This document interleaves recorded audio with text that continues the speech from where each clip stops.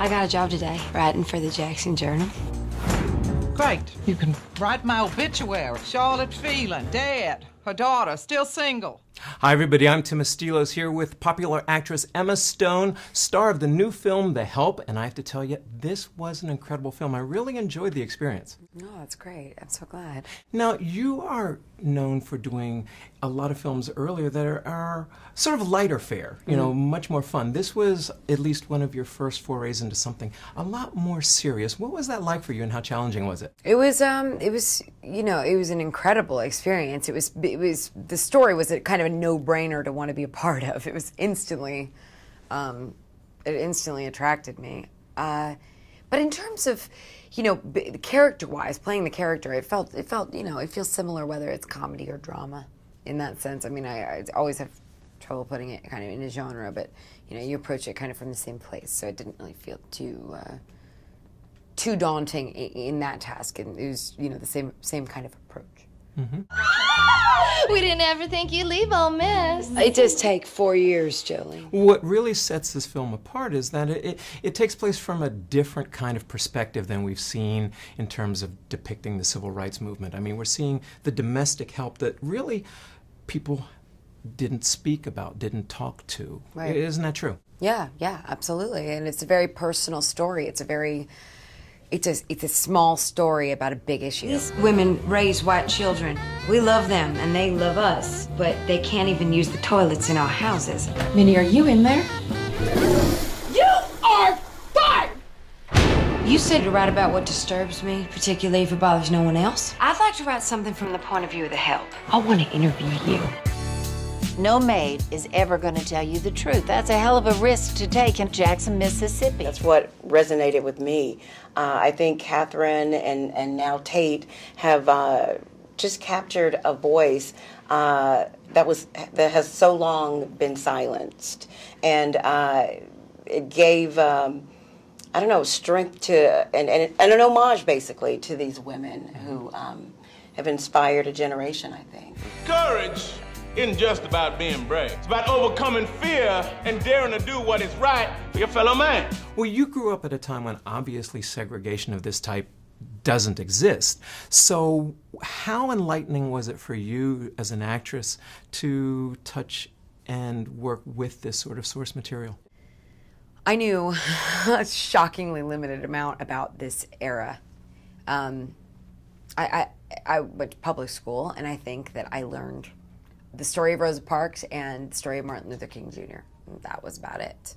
And so going and watching this beautiful documentary series that Tate Taylor, the director, gave us called Eyes on the Prize, and learning more about this time period is, first of all, I think that knowing your history, it really, really benefits your present.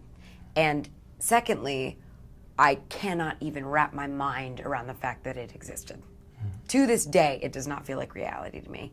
And maybe it's because I wasn't there to experience it, but it is just shocking to me that it was ever this inequality ever existed. It just seems so inhuman to me. What changed your mind? God and Miss Haley Holbrook. When you were down in Mississippi, and there were certainly a number of people who might have brought their experience to the table, did they help you in terms of bringing this role to the screen? I don't want to compare it to another very famous place where something terrible happened and they've moved past it. But there's, those places in the world where something occurred in their past, in their history, and there's almost an eagerness to not speak of it because they're different now, and that's not the mentality. And I don't even need to tell you the stories of what my family went through because it wasn't that bad. Yeah, it wasn't that bad. We don't want to talk about it anymore. Exactly, and it's understandable because it would be like having if I had a past where I did things I wasn't so proud of, and I wouldn't want to talk about it. But people that are living there right now, for the most part, for most of them, it's not their mentality. It's not that mentality anymore. So these people are incredibly kind and eager to move past that. But at the same time, I keep saying this, but we're in Greenwood, Mississippi on the Tallahatchie River, 6 miles from where Emmett Till's body was found. I mean, it's an undeniable presence. It was only 50 years ago. So you're still, you can still feel the history, and it was an incredible place to make the movie, and a really, you know, a huge learning experience. Nowhere I ever would have lived if it weren't for this. I'm gonna help with your stories. We all are. Y'all brought me into this, but I'm gonna finish it. Have you lost your mind? No, ma'am, but you about to. As a modern black woman, what was this like for you to bring this to the screen, and how did it affect you personally? Oh, those are great questions. It was very, that was my challenge, being that I am a modern black woman. How do I have this performance without any anachronisms and keep the purity of 1963? And so I did a lot of research, but it was very difficult because I realized the things that I learned I didn't appreciate learned in school, I didn't appreciate until I actually tried to recreate that time period emotionally. Minnie? Hey, Abilene. Hey, Minnie. What was it like for you to be part of this experience, putting it together? Because it was a real collaborative effort in terms of the director and some of your co-stars being very familiar with the material beforehand. Right. It was kind of incredible to be working with Tate and getting to meet Catherine, who wrote the book, and you know, Octavia and Tate have been friends for 15 years, and Alice and Jamie and Tate have been friends for 15 years, and so you're entering this world of incredibly down-to-earth, normal people who want to tell an amazing story, and it's kind of like the world's greatest work environment because it feels like family. It's quite scandalous. Sounds like Jackson, if you ask me.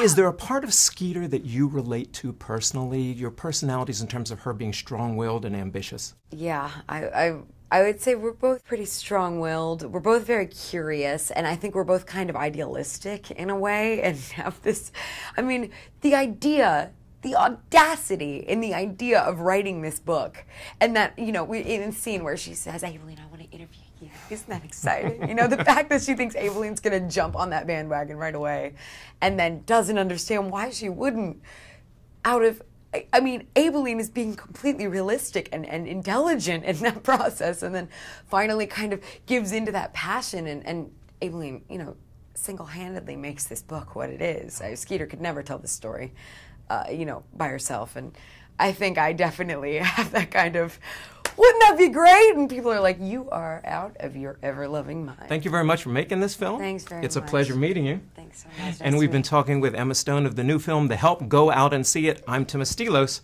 for Boston Latino TV.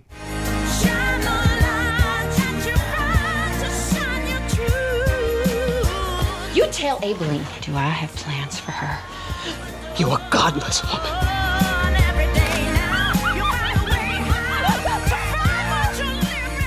We're going done in now.